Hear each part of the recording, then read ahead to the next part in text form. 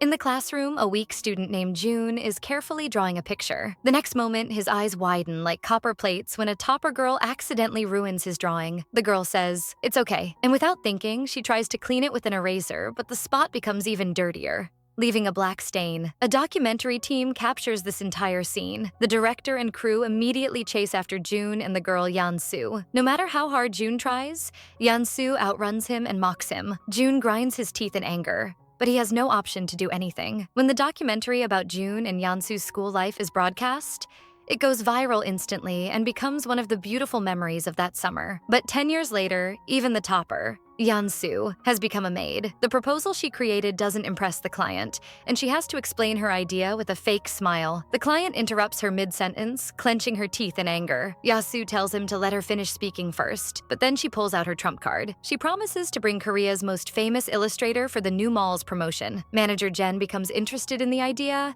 and immediately asks if the illustrator will be available. With full confidence, Yan-soo quickly says yes, but she has no idea that the super famous illustrator is none other than June. At that time, June is sitting comfortably in the sunlight. His friend Jeong is making a promotional video for his father's shop. Ji-hoon appears in the background and keeps getting in the way of the camera, forcing them to retake the shot multiple times. In anger, Jeong's father chases him away. After college, June works at his parents' shop every day. The same routine, soaking and removing beans. His parents consider him a useless son whose marks were always the lowest. Their only hope is that their son stays happy. Young intentionally spills June's beans, and because of this, June gets scolded by his parents, but they don't know that their son is actually a hidden wealthy artist. After soaking the beans, June silently takes his electric cycle and goes to his studio where he draws with a calm mind while playing soft music. Within minutes, all his drawings come to life. He has become Korea's top illustrator, whom everyone calls the soul artist. His energy is felt in every painting, but no one has ever seen his real face. His mischievous manager always forces him to go outside and exercise. Back at the company, Yan-soo tells her team to collect all the information about the illustrator. When she sees his work, she feels a strange sense of familiarity. Watching interviews, she notices that the illustrator never draws human figures. The reason is that people change or leave over time, and he hates those changes. 10 years later, June and Yan-soo's old documentary goes viral again. Young gets a new assignment to shoot a documentary sequel, bringing the two together after 10 years. Meanwhile, Yan-soo goes to a restaurant for a blind date at her friend's suggestion. There, she sees her client, Yang, and they accidentally end up wearing matching outfits. It looks like they're a couple. Feeling awkward, Yan-soo moves aside to wait. Then, a man in a white suit arrives. Her blind date. Yan-soo apologizes for her no-shows in the past. The man says he invited her this time despite being ignored repeatedly because he wanted to confirm whether she was worth his time or not. He reminds her of every excuse: work pressure, last-minute cancellations. He was furious, so this time he just wanted to take revenge. The man insults her badly and leaves, leaving Yan-soo standing there dumbfounded. She can't leave or stay. Then she remembers that Yang must have seen the whole scene. Panicking, she goes to him and asks. Seeing Yang trying to suppress his smile, Yan-soo feels even more embarrassed. She requests him to pretend he didn't hear anything. At that moment, she feels hungry, so she swallows her shame and sits at the table with him for dinner. After a few glasses of wine, Yan-soo starts feeling dizzy. Then she starts speaking her heart. She says, Jen lacks emotions, and then she drinks his wine glass herself. She looks at their matching outfits and remembers her college days when she wore couple outfits with June. During the documentary shoot, Yan-soo and Ji-hun had gotten into a relationship. One day, while cleaning, Yan-soo asked, "What if I clear college and practice this move secretly?" Ji-hun is nervous inside, but tries to act cool on the outside. Yan-soo starts taking some he can't escape, but she controls her temper. She calmly explains to June that her company is hosting an event where they need Go's work. June deliberately acts lazy and uninterested, yawning repeatedly, and finally says, "I'm not interested," no matter how much yawn ignorance she once showed him. June's hidden joy is clearly visible in his eyes as he watches his ex helpless. Fight her. To start a conversation, Yan-soo mentions her boss. Just as the elevator bell rings, a flashback is triggered. She remembers when she had drunk too much and in front of Yang sat on the floor crying, holding an umbrella and saying, "I don't have an umbrella." That embarrassing memory freezes her in the moment. While fastening her seatbelt in the car, she remembers how she had lectured Jang while hungover and even talked about her ex, Ji-hun. Janong reacts coolly, but Yan-soo starts feeling awkward. She feels like she's ruined her career. She apologizes, and Janong tells her that if she completes the project properly, he'll forgive her. Because of this, he had drunkenly told Janong in front of him that Go is her ex. She wishes the ground would swallow her. Janong realizes that Go is actually June. June. He strictly warns Yeonsu to maintain professional and personal boundaries, or he'll give the project to someone else. Yeonsu has no options left. On one hand, she wants to save her job on the but gathers courage and steps inside. They talks if you weren't interested in the project, why did you come? June angrily says after 5 years we meet and it's just for work. Yeonsu asks, then what will you do? June suddenly softens. Then the elevator door opens and he takes advantage of the moment to run away quickly. Ji-hoon runs out of the elevator as fast as he can, but as soon as he reaches near his house,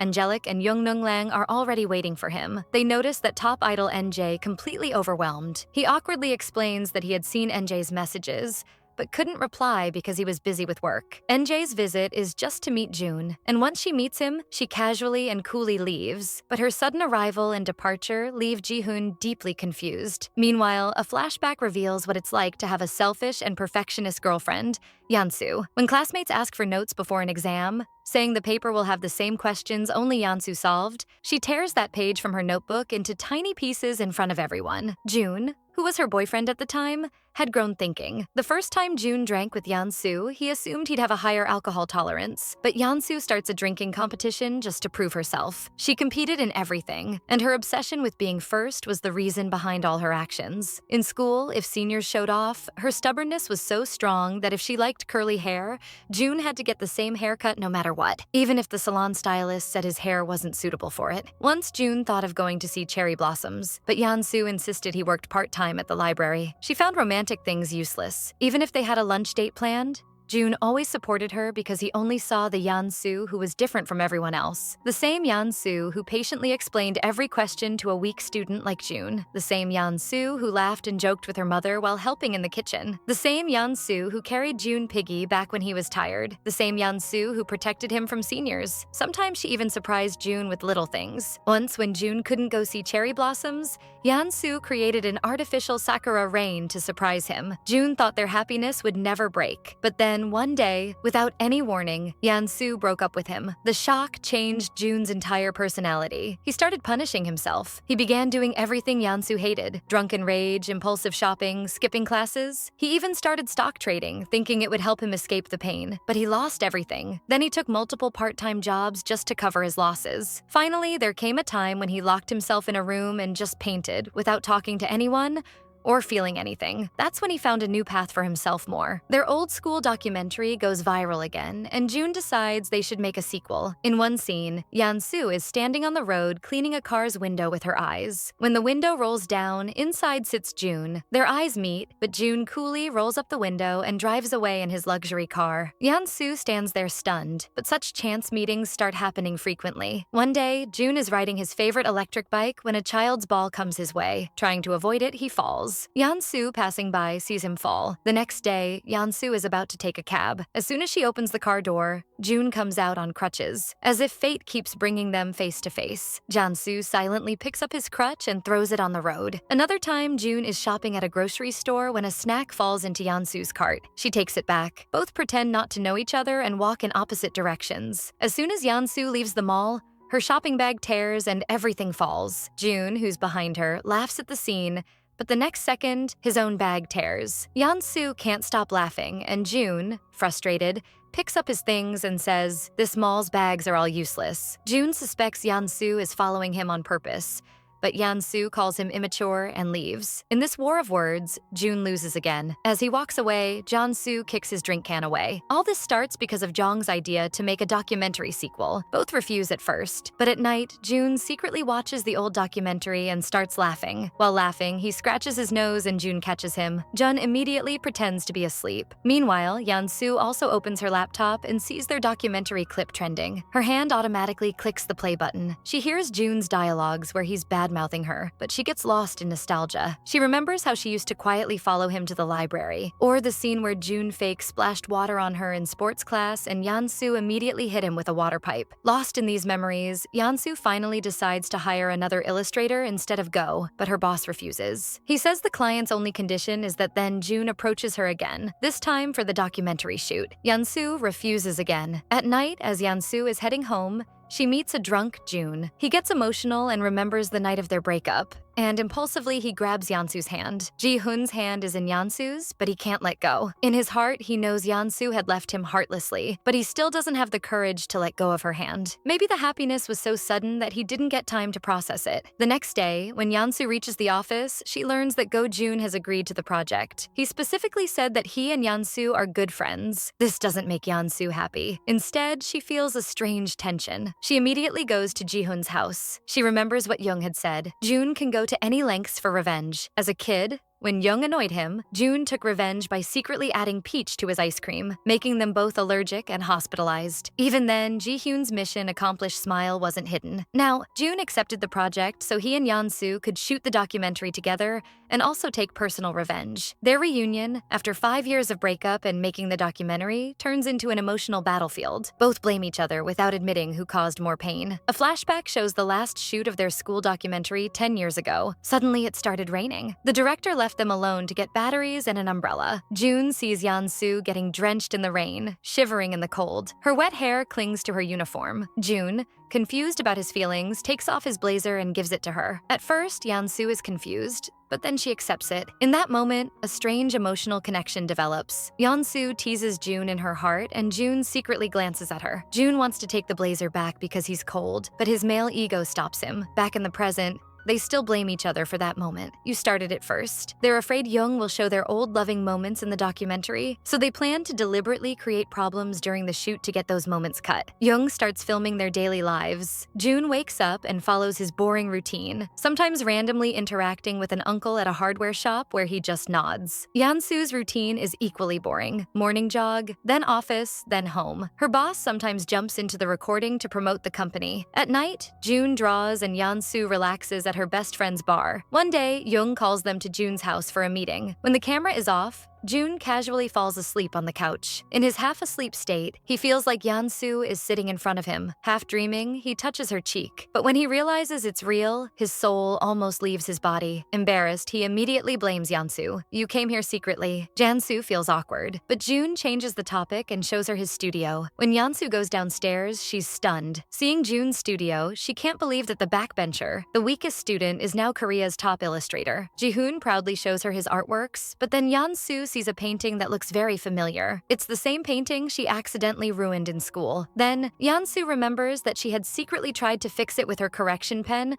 when Jun fell asleep in class late at night. Now the painting has final colors. Ji-hoon had completed it. In that moment, they both feel an emotional connection, but guilty Ji-hoon quickly pulls the painting away. You can't see this. Now that Jansu realizes her first love is living a much better life, and she herself depends on him for work, her heart breaks. With Jun's rising fame, some jealous illustrators copy his work. One rival, Luya, publicly claims in an interview that he's the real artist, and Go is a faker. This accusation sparks a massive backlash against Jun online. Yansu's company also hears the news, but Yansu confidently says Jun would never copy anyone's work. That night, after all colleagues leave, Jansu sits at her desk and starts writing an article with proof that Jun doesn't copy. Her analysis is so detailed that she might not have even studied this hard for entrance exams. The next morning, Jun comes to Yansu's office. There he hears gossip that group leader Janang secretly likes Yansu. Hearing this, Jun burns inside. In the meeting, Jang's expressions turn aggressive. He directly asks,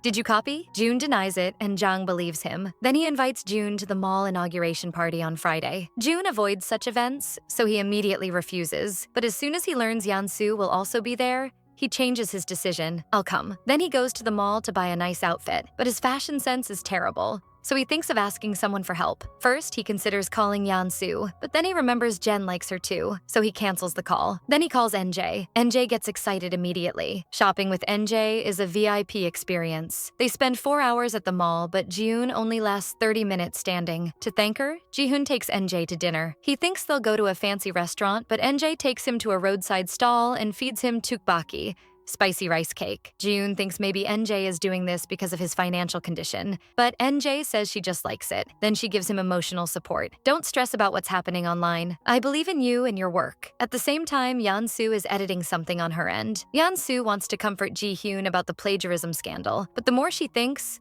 The more she feels she's not in a position to do so she decides to stay quiet for now. On the day of the mall's grand opening, Jun wears his new suit. Even his manager is stunned by his appearance. Meanwhile, Yeon-soo also gets ready with care and goes to the dinner party. But as soon as she arrives, she feels out of place. She steps outside to freshen up and bumps into a smart-looking guy. The guy holds her hand, and when she turns to look, her heart skips a beat. That the magical moment is ruined when Janang, the team leader, arrives and takes Yeon-soo to meet other guests. Jun watches from behind, disappointed. Later, another guy in a suit casually talks to Jun. It's none other than Luya, the one who accused him of copying. Ji-hoon doesn't even want to talk to such people. But when Luya says they're both going to do a live art performance together, Jun is shocked. Then he overhears people talking, saying Yeon-soo used him for publicity. Filled with anger, Jun immediately goes to Yeon-soo, but Yeon-soo knows nothing about it. Jung quickly steps in to change the topic. Hurt? Jun leaves and Yeon-soo stands there in shock. Meanwhile, another angle is revealed. Jung's. He has secretly liked Yeon-soo for 10 years. On the first day of high school, he saw Yeon-soo and immediately fell for her. Once he noticed her hair tie had broken,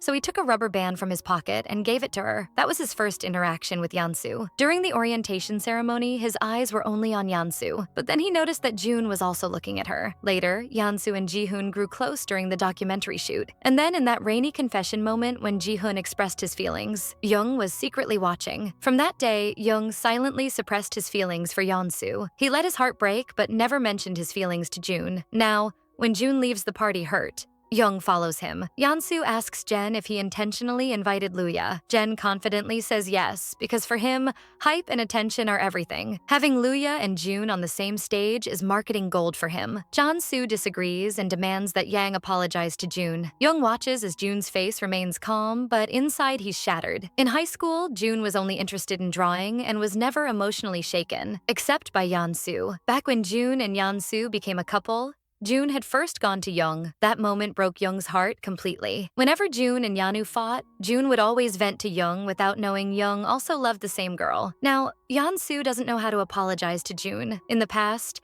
Jun always took the first step. Yeon-soo's ego never let her apologize first. Every time, no matter whose fault it was, Jun was the one to apologize first. This time, as the awkwardness grows, Yeon-soo softly says, "Sorry," and Jun's face lights up with happiness. He tells Yeon-soo she should never hesitate in front of him. If she apologizes even once, he'll accept defeat without any conditions. But then, Yeon-soo does something that hurts Jun again. When she plans to call and apologize, Jun doesn't answer because he's busy drawing. The next morning, Yeon-soo finally decides to go to Jun's house and apologize directly. But as soon as she sees the camera, her ego activates again. So she calls, but there's no reply. Frustrated, she goes straight to her friend's cafe. And here, fate brings them together again. Young has called Jun to the same place for the shoot. Now, both are in the same place again. Yeon-soo finally wants to say sorry, but Jun speaks first, saying what he said was too harsh. He says he knows Yeon-soo had no hand in the Luya issue, and that he's ready for the stage painting. At that moment, Yeon-soo feels something different about Jun. He doesn't seem like the Jun she knew. This Ji-hoon is more serious, more distant. He just wants to finish his work. A sudden sadness fills Yeon-soo's heart. Then she learns that Jun has to paint continuously for 100 hours in the live art performance. For others, this seems impossible, but for genius illustrator Jun, it's just routine. In front of the cameras, both Jun and Yeon-soo work sincerely. Jun is already painted for 50 hours. His eyes are tired. His hands refuse to work. Sometimes he takes short naps in a rocking chair,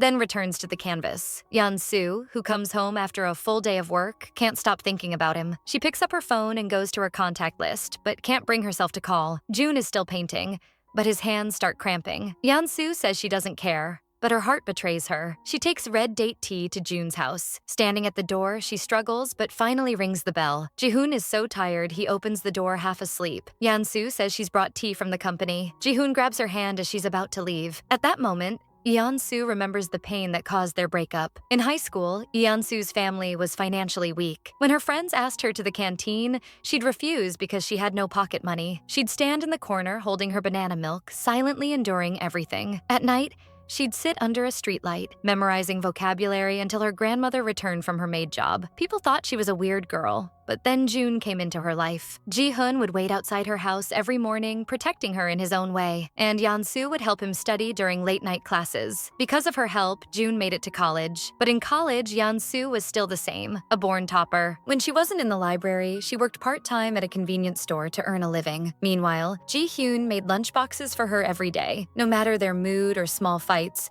Ji-hoon always protected her with an umbrella. Then one day, disaster strikes Yeon-soo's family. High-interest loan creditors raid their house all because of an uncle she'd never even met. They take all their belongings and they're forced to sell their house. But what breaks Yeon-soo completely is her grandmother's illness. The pressure of life becomes too much for her to handle. Meanwhile, she learns that Ji-hoon gave up his overseas art program just for her. And then her phone buzzes with a hospital bill reminder. At that moment, her dreams, her future, everything shatters. She holds June's hand and acts like nothing's wrong, but inside she's already said goodbye to their relationship. She leaves with a fake smile, but inside she's shattered. After the breakup, Yeon-soo suffered even more than June. To suppress her pain, she buried herself in studies and work. Her best friend worried about her, but Yeon-soo never talked about the breakup. At home, she'd hide in the bathroom, turn on the tap, and cry loudly, because the truth was, her heart was also broken after leaving June, but her ego never let her admit it. One day, June opens the staff room door and finds Yeon-soo sleeping inside, peaceful and innocent. Outside, the team is looking for her, but June quietly closes the door so she can rest a little longer. Looking at her sleeping face, June can't help but smile. When he thinks she's about to wake up, he quickly pretends he just arrived. An awkwardness hangs between them. Yeon-soo makes an excuse and leaves, but not without encouraging June with the fighting. When Yeon-soo arrives at the ceremony hall,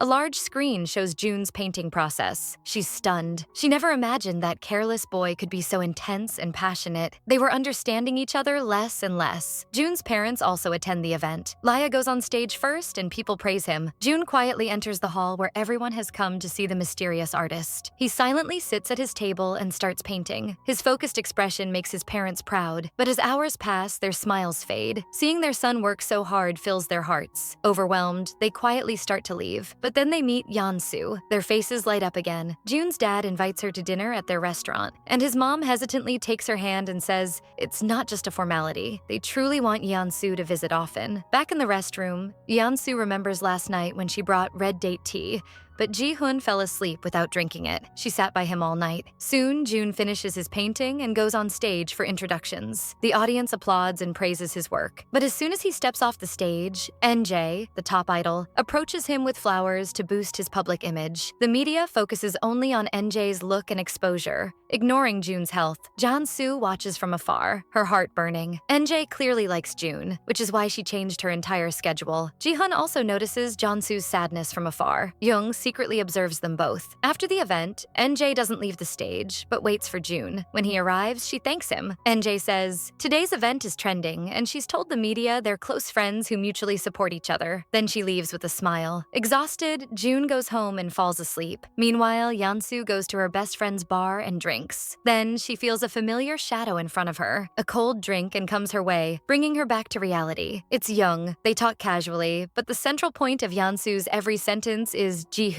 On the way back, only one question occupies her mind. Will I even be able to live without Ji-hoon? Then she sees Ji-hoon standing in front of her house. June stops her. He's confused whether last night was a dream or reality. He wants to confirm if Yeon-soo really cared for him. Yeon-soo says she just left the tea and went away. June admits that he felt something special about that night. Tears well up in Yeon-soo's eyes. She starts breaking down in front of June's questions, but her ego tells her she's fine without Ji-hoon. Then, NJ suddenly proposes to him, a completely unexpected confession. June is so shocked that his ice cream falls to the ground. NJ's day was also very emotional. Today, she went for volunteer work with her anti-fans. They fake smiled in front of her, but mocked her behind her back, saying she only does social work for publicity. New Jersey heard everything. This time, she decides to take legal action against these fake people. She knows only one person can make her feel better now, June. So she meets him and they go to the park. Some school kids approach them. Despite her celebrity image, NJ behaves warmly and friendly with them. Ji-hoon is impressed by her gesture. NJ invites him to dinner, but Ji-hoon in his straight man stupidity says, "I've already eaten." Hearing this, NJ immediately opens her petty revenge notebook. She starts listing all her small grudges against June. He feels guilty because he's clearly an emotional idiot who's only been in one relationship with Yeonsu. NJ's sudden and direct confession leaves June completely dumbfounded. NJ says, "Whenever I meet you, my mood improves." But June can't even react properly. Then the group of kids arrives and NJ quickly leaves to avoid them. The next morning, Yeonsu is still sleeping when Young arrives in his car to pick her up for a morning drive. Confused, Yeonsu refuses, but is forced to go with him. Meanwhile, June's manager drags him to a villa for the documentary shoot. As soon as June arrives, he feels like running away. But when he sees Yeonsu there, his mood changes completely. Now he's fully cooperative and soft. After revealing his identity to the media, the hardware shops near June's house and his parents' restaurant become viral tourist spots. June's dad proudly tells everyone his son is a superstar artist.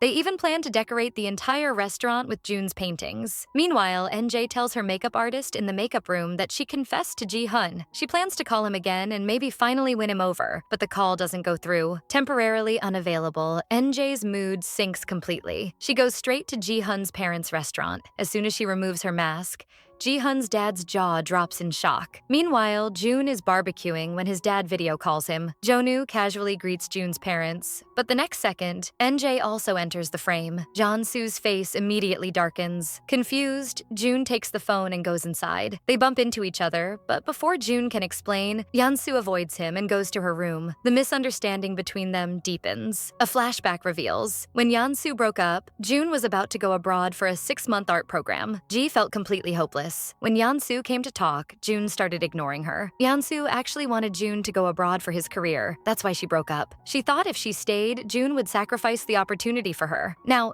to make Ji-hoon happy, Yeonsu plans a small trip with him, but June remains depressed throughout. Whether it's a seafood feast or a photo shoot, June sits with a blank face. When Yeonsu scares him with a live octopus, June doesn't even react fun. Then, Yeonsu massages his tense forehead. That's when he says his tension was about whether Yeonsu would break up with him again. When Yeonsu says, "I'll never break up again," Ji-hoon finally smiles. Yeonsu picks up the camera to capture the moment, but the words slip out. "I love you." Ji-hoon freezes instantly. Then he also boldly expresses his love. But when asked in the documentary if they remember any memorable trips, June coldly says, "I don't like traveling. Everything feels fake." Yeonsu's heart breaks at that moment. Later, news of NJ and Ji-hoon trends, and Yeonsu feels even more heartbroken. She remembers NJ and Ji-hoon bonding in the park, laughing together. Meanwhile, Ji-hoon learns that Young is following Jeonsu for the documentary. He starts feeling jealous. Then, Yeonsu goes cycling for an interview. Young has to manually film the entire shoot. When he gets tired, he mounts the camera on the bike. After cycling, they rest under a tree bench. Sunlight filters through the leaves, casting a glow on Yeonsu's face, and Young quietly watches her. A hidden moment from his 10-year crush. Some aunties passing by say, "What a cute couple." Young awkwardly handles the situation. Evening falls and Yeonsu and Jung don't return. June grows restless, burning inside. At night, Yeonsu is in bed, but sleep eludes her. Her mind is filled only with thoughts of June. She feels their relationship has reached this point because of her. NJ and June's bonding, their photos, their park moment. Everything stings her heart, but she doesn't know that at the same time, June is also tossing in bed, drowned in the same memories. The next morning, everyone goes to find a shoot location. When Yeonsu wakes up, only she and June are left in the villa. She looks at a painting and reads his expression, then massages his forehead to relieve his tension. June grabs her hand. Yeonsu pulls her hand away and immediately runs off, not realizing June was fully awake. For the last scene, Yeonsu goes to a hilltop. There, the camera battery dies. She stops there. Tired, she falls asleep. When she wakes up, it's raining heavily. The moment reminds her of the painting where she and Ji-hoon first spent time together in the rain. Then she sees a familiar shadow, Ji-hoon coming toward her with an umbrella. Ji-hoon doesn't know how he got there, but he gives the umbrella to Yeonsu. Then he stands in the rain. Suddenly, he throws the umbrella away and hugs Yeonsu tightly. She freezes. In that same rain a few days ago, June had kissed Yeonsu. After 5 years of breakup, they explode with all their feelings. But then June disappears again. No call, no message. Yeonsu feels broken again. She can't focus on work. She can't sleep all night. Her heart holds on to one hope. Ji-hoon will call me. In her frustration, she goes to her best friend's cafe, but her ego still won't let her call June. June. No matter how much Jansu pretends, the truth is she never forgot June. Every sudden meeting, every old memory coming alive, everything kept pulling her closer to June. One night while drunk, she goes straight to June's house. Without hesitation, she enters and starts venting all her anger at him. June tells her, "Drink some water first, calm down." Jansu thinks maybe she'll finally get the answer she's been waiting for. But what she hears is an emotional shock. June says, "Maybe we can only be friends." His eyes hold a certainty that pains Jansu even more. She's about to leave the room but stops and spends the night in that same house under the guise of friendship. June quietly brings her a blanket, covers her lovingly when she falls asleep, then sneaks back to his studio and works all night. The next day, when June enters the living room and sees the neatly folded blanket, he thinks Jansu has left. But the next moment, Jansu steps out of the bathroom freshly showered, leaving June completely stunned. Now June has no options left. He thinks, "I'll sleep and see when I wake up." But when he does, Jansu is not only still there, but also making lunch, wearing their old couple outfit. June says he doesn't care, but inside a tsunami rages. For him, seeing Jansu back in his kitchen is like a dream come true. Jansu says, "I'll enjoy today to the fullest before leaving." June pretends he's sick and cancels his entire schedule with his manager just to spend a peaceful day with Jansu. They play games together, and obviously Ji-hoon loses every time. At night, when Jansu orders food, she learns from the manager's message that Ji-hoon canceled his entire schedule for her. When June comes out after a shower, he doesn't find Jansu in the living room, but she's in the studio looking at his paintings. There, an emotional confrontation happens. Jansu asks everything she's been holding inside. She goes to get water, and in that moment, emotionally charged, they come close again. Another kiss happens. Then June says, "Now don't pretend it's just friendship." Jansu is a little confused. June had said they were just friends. Ji-hoon says, "Then finally admit you were lying and you never forgot me." Just then, the doorbell rings. Both June and Jansu are shocked. They open the door and Young is standing there. The situation becomes awkward. Jansu quickly makes an excuse and runs away. Ji-hoon was just handling Jansu, and now Young has also entered his house. His mind literally short-circuits. The next day, Jansu goes to June's house fully prepared, but she sees NJ's live interview in the garden. As soon as the interview ends, NJ invites June on a date. Jansu nervously makes an excuse, but June doesn't get her signal. For him, everything's normal, and he says,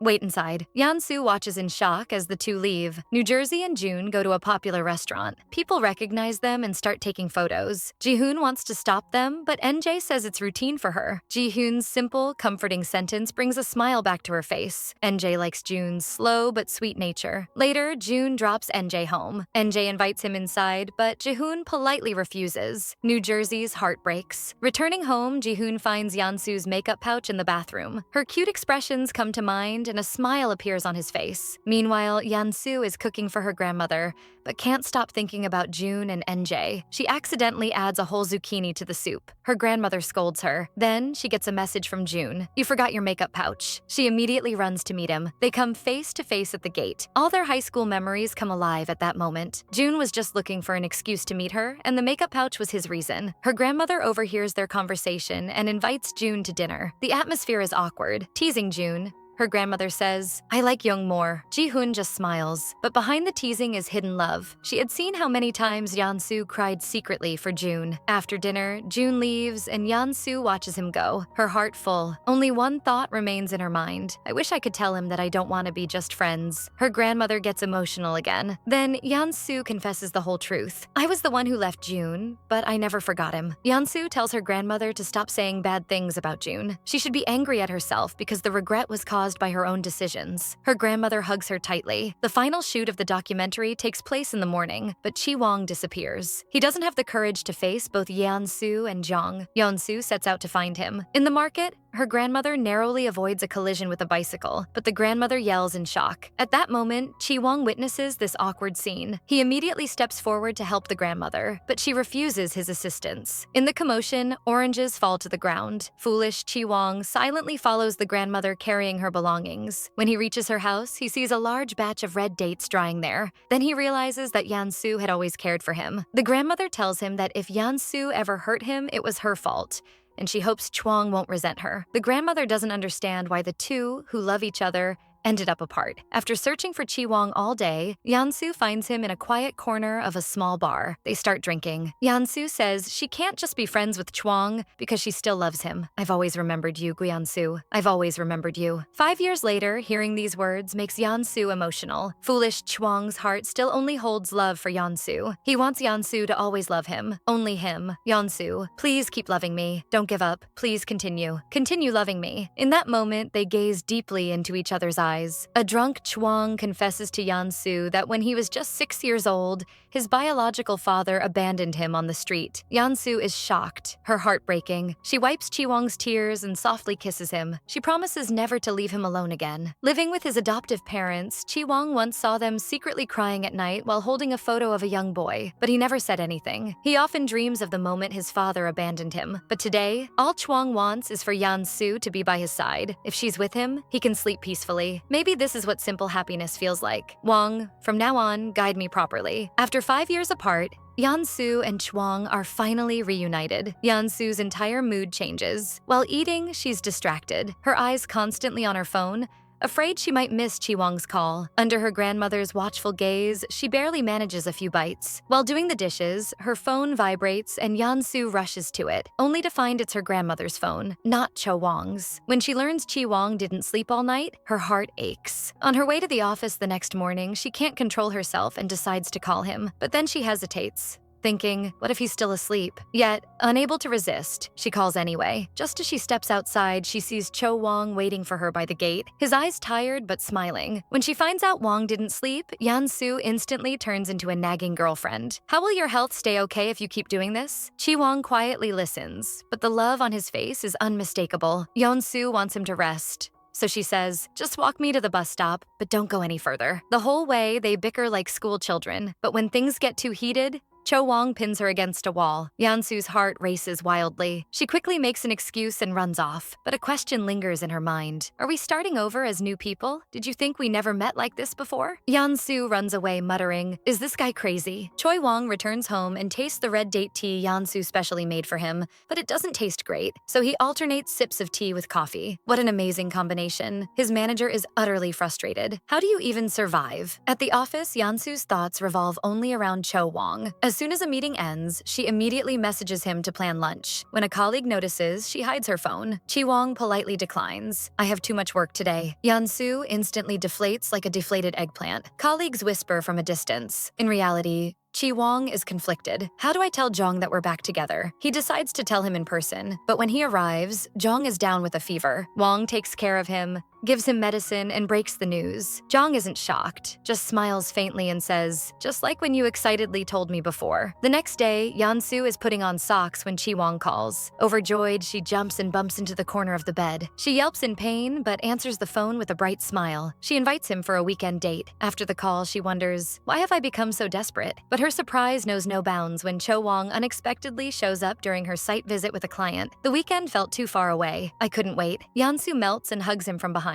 For her, love is this simple and sweet. That evening, after the site visit, Yeon-soo looks for Cho-wong and finds him holding 2 corn dogs and roasted chestnuts. Her favorite. I knew you liked these, he says casually. Yeon-soo replies, we're really starting fresh, aren't we? Chwang teases, you're so bad. But in the same moment, he pulls her into a tight hug, one hand holding corn dogs, the other holding Yeon-soo. Later, Chi-wong walks her home. When her grandmother spots them, they hide like kids in the alley, laughing. Chi-wong suffers from insomnia, so Yeon-soo prepares red date tea for him daily. He drinks it whether he likes it or not. They video call every night. Sometimes Yeon-soo can't resist and visits his place. Chi-wong cleans the garden while Yeon-soo pretends to read a book, secretly Googling how to maintain a relationship. One day, their manager, Yoon-ho, catches them clinging to each other at the bus stop. Shocked, he mutters, what am I supposed to do? Yeon-soo quips, don't make a scene. Before leaving, Yo exclaims, I've been replaced? Was I the clown all along? As compensation, Chwang offers, I'll raise your salary, 30%. 25%. Chi-wong counters, deal. Yoon-ho instantly agrees. The narrator remarks, Art Yoon-ho is truly too innocent. Whenever Yeon-soo has free time, she messages Chi-wong, but slowly a fear creeps in. Is Wong getting bored? Sharing random daily thoughts makes her worry their relationship might fall back into old patterns.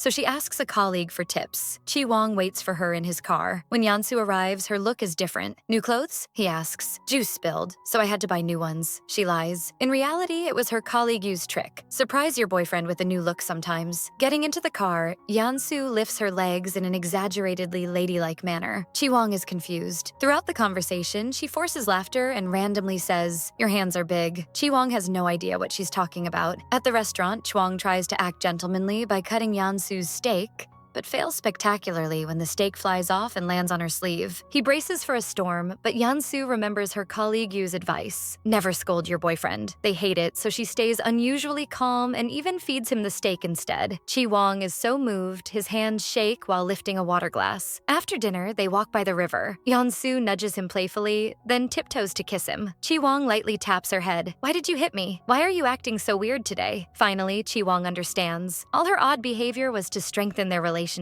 "I like the real Yansu," he says. He takes her to his best friend's wine bar. They order fish cake soup and chat. Their sweet, lovey-dovey vibes amusing the owner. Last time a customer sweated so much, but you two are different. Amidst this romance, NJ, a top-tier idol, is nursing a heartbreak when she receives a message from Cho Wong. She's excited until she reads, "It's just a thank you for clearing up recent rumors." NJ realizes it's a full stop between them. She throws her phone, wears an eye mask, and mutters, "I don't care." But a second later, she picks it up again. For distraction, she meditates, hides her phone in a plant pot, only to dig it out at night. Defeated, she gives up. Meanwhile, Chi Wong visits Yansu's house with pickles and runs into NJ. Initially, he considers inviting her for tea, but thinks, a guy and girl alone in a room doesn't look good. NJ is there to say goodbye. "I didn't love you that much. Just thought I'd say it. And hey, if we ever meet again, stay in touch." Cho Wong is stunned. NJ is really sweet. Elsewhere, Yansu watches a documentary made by Chuang's friends. The editor, Ji Hyung, quietly observes her, his eyes holding a decade-old unrequited love. He realizes in Yansu and Chi Wong's story, he's just a bystander. His heart heavy, he excuses himself. Yansu says, "Take care," and invites him to dinner.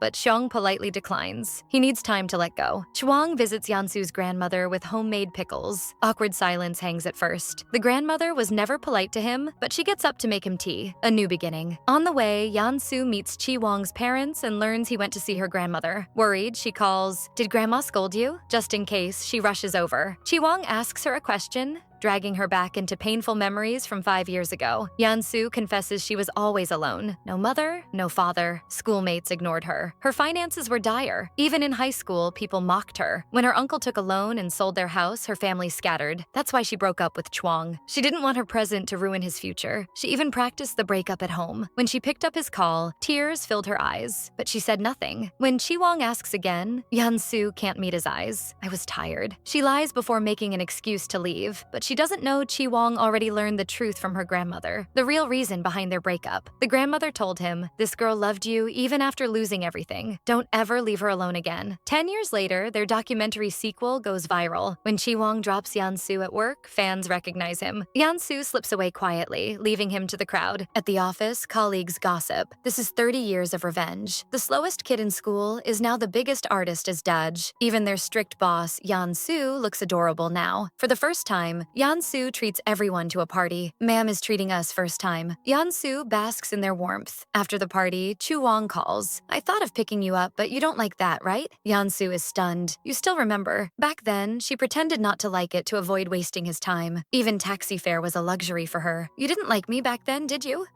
She hums. "Okay, then turn around." Chuang stands there, the same fool she could never forget. Yansu is speechless as he walks toward her. "If you don't tell me, I'm too foolish to understand." Chi Wong says, "No matter what, tell me. I'll stand by you. I'll protect you." Tears glisten in Yansu's eyes, but her smile holds happiness. They decide to start a new life together without glitz or glamour. Just a simple life where they're by each other's side every day. One day, passing a jewelry store, Chi Wong considers buying something for Yansu, but he remembers her saying, "Gifts, anniversaries, they're pointless. Only feelings matter." Then he recalls her admitting she disliked him walking her home when she actually loved it. Finally, he decides to get her something. At home, unsure how to give it, he finds Yansu asleep on the sofa. He quietly takes out the gift, but as he's about to put the chain around her neck, she opens her eyes. They smile at each other. Got it on discount. Chuang lies just so she won't feel guilty. At lunch, Chi Wong, who never cooked before, makes a grand dish for Yansu. Later, they play a game. Loser does the dishes. Then they paint in the studio. Yansu, the top student, is terrible at it. Chi-wong laughs so hard he falls off the table. Angry, Yansu throws her brush. "I'm not doing this," and storms out. At night, they watch TV. Yansu loves documentaries but puts on food shows for Chi-wong. When love is real, even preferences change. Online shopping. Chi-wong impulsively buys things Yansu might need, hiding his phone so she won't find out. When Yansu showers, he lovingly dries her hair. Days later, their manager complains. "Who's ordering all these packages?" Turns out they're all from Chi-wong to Yansu. Love's impact. Chi-wong's career sources. New painting exhibitions, media interviews. Yansu softens at work too. Seeing high schoolers reminds her of her and Chi-wong's past. Colleagues notice her changed mood. "Are you in love?" She doesn't answer, but while leaving says, "Let's go to my boyfriend's art exhibition." One evening, heading to Chi-wong's exhibition, Yansu gets a call. Chi-wong waits inside, but NJ, an old friend, arrives instead. He's flustered. NJ laughs. "I booked the whole slot just for you." Meanwhile, Yansu is at the hospital. Her grandmother is ill. "Whether I'm here or not, stay strong. Be happy with your love," her grandmother says, tears streaming. Yansu sits at Cho-wong's doorstep. "Everything will go wrong again because of me." But Chi-wong replies, "I'll never leave you." Chi-wong decides to study architecture and art fusion in Paris. "I know it's sudden. Think about it," he tells Yansu. Shocked, Yansu is later approached by her ex-boss, Yang. "I'm forming a new team in Paris. Be my right hand." Torn between career and family, she asks for time. At home, she curls up with her grandmother, thinking, "What should I do?" NJ bids Chi-wong farewell. But upon learning Yansu might go to Paris too, she's stunned. Her words plant doubt in Chi-wong. "Am I being selfish? Is Yansu changing her life just for me?" Yansu makes her decision. She prepares fish cake soup and invites Chwang to her best friend's cafe. They eat in silence, savoring the moment. At home, Yansu clutches her grandmother's hand. This time, she speaks her heart fully. She realizes she was never truly alone. Her best friend stayed by her during her grandmother's illness. A senior helped her during tough times. "I won't go," she tells Chi-wong. "Mongum for the first time. I'm starting to love my life." She understands how meaningful and joyful her life is. Chi-wong, the